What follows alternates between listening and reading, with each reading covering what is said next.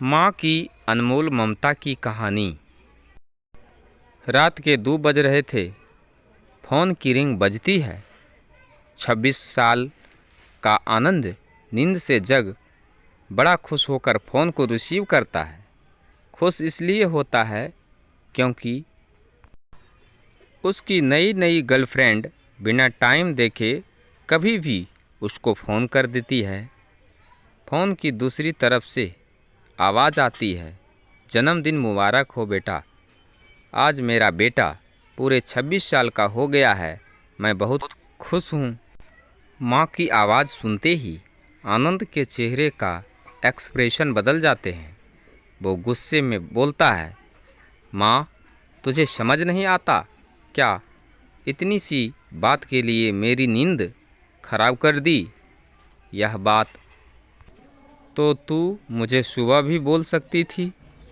इतना कहकर वह फ़ोन काट देता है। थोड़ी देर बाद फिर से फ़ोन की रिंग बजती है। आनंद फिर से फ़ोन उठाता है और इस बार फ़ोन पर पापा होते हैं।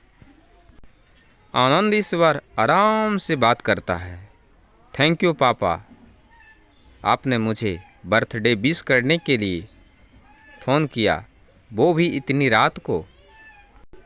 पापा कहते हैं, नहीं बेटा, मैंने तुम्हें मुबारकबाद देने के लिए नहीं बल्कि ये बताने के लिए फ़ोन किया है कि तुम्हारी माँ बिल्कुल पागल है।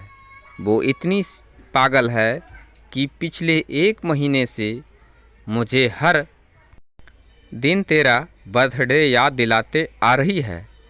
वो इतनी पागल है कि तू हमसे सैकड़ों किलोमीटर दूर है, फिर भी उसने यहाँ पर खुद का अपने हाथों से तेरे लिए केक बनाया है। ऊपर से ये जिद कर बैठी है कि जब तक तुझे विश नहीं कर देती तब तक ना खुद खाना खाएगी और ना मुझे खाने देगी। आनंद सब ध्यान से सुन रहा था और उसे ये महसूस भी हो रहा था कि उसने अपनी माँ को फॉर ग्रांटेड ले लिया था। वो बोला, नहीं पापा, माँ बिल्कुल पागल नहीं है। पापा कहते हैं, नहीं बेटा, तू अपनी माँ के पागलपन को नहीं जानता। मैं जानता हूँ। वह तो 26 साल पहले ही पागल हो गई थी जब डॉक्टर ने उसे कहा था या तो हम बच्चे को बचा सकते हैं या आपको।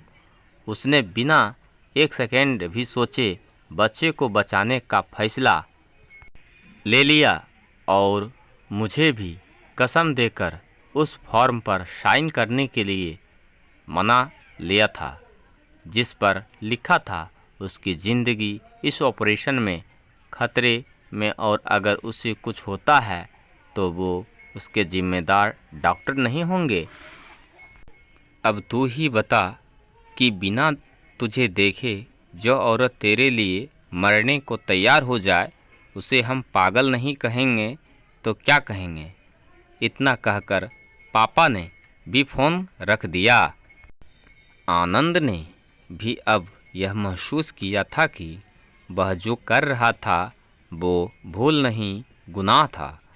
हाँ, एक बार किसी इंसान को दुख दो तो कोई बात नहीं, लेकिन भगवान को दुख देना गुनाह ही होता है और माँ भगवान से कम नहीं होती। पश्चात के आंसू उसके आँखों से बह निकले। सवेरा होते ही आनंद अपने घर की ओर रवाना हो गया, अपने माँ बाप से माफ़ी मांगने के लिए। घर पहुँचते ही उसने अपनी माँ से माफ़ी मांगी। उसने उसे गले से लगा लिया। फिर वह अपने पापा से माफ़ी मांगने लगा।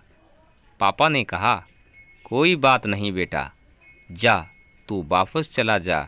तेरी माँ हमेशा कहती थी कि तू उसे बुढ़ापे में संभालेगा, लेकिन मैं उसे समझा दूंगा। जैसे आज तक मैं उसे संभालते आया हूँ वैसे ही आगे मैं उसका ख्याल रखूँगा। उसे भी यह समझ लेना चाहिए जो बेटा उसके एक फ़ोन करने से परेशान हो जाए वह उसे उम्र भर क्या संभालेगा। बाप की ऐसी कड़वी बातें सुन आनंद की आंखें बहने लगी। वो सर झुकाए अपने बाप के सामने चुपचाप खड़ा रहा। अपने बेटे को परेशान देख माँ आगे आती है और पापा को कहती है, जाने दीजिए, माफ़ कर दीजिए, हमारा ही बेटा है।